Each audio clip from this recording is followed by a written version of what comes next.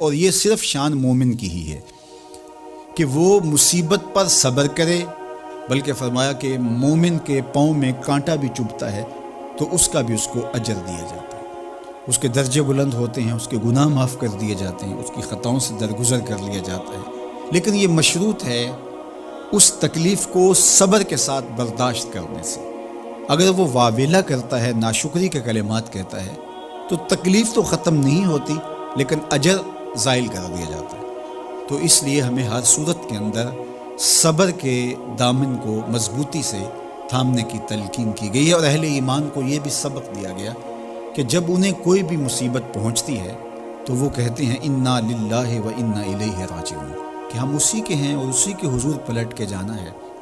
تو یہ وہ امر ہے کہ جو ان کی طبیعت کے اندر ٹھہراؤ پیدا کرتا ہے اور ان کی زندگیوں کے اندر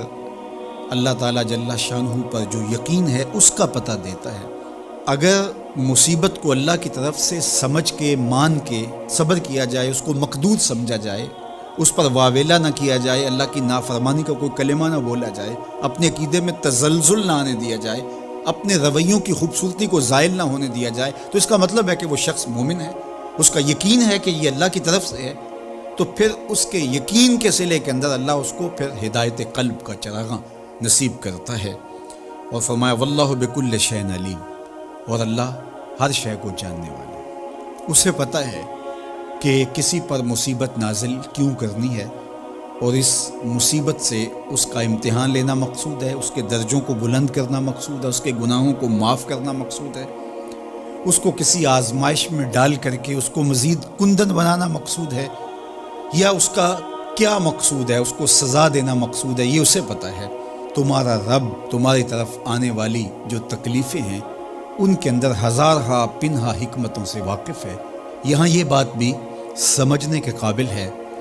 کہ جو شخص مصیبت کے آنے پر صبر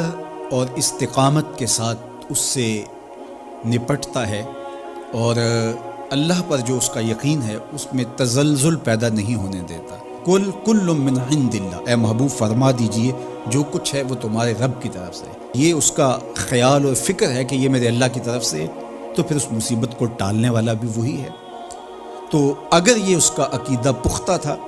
تو پھر وہ مالک کی دہلیز چھوڑ کے، مالک کی چوکھٹ چھوڑ کے کسی اور دہلیز پہ نہیں جائے گا، کسی اور چوکھٹ پہ نہیں جائے گا، وہ اس مصیبت کو دور کرنے والا مؤثر حقیقی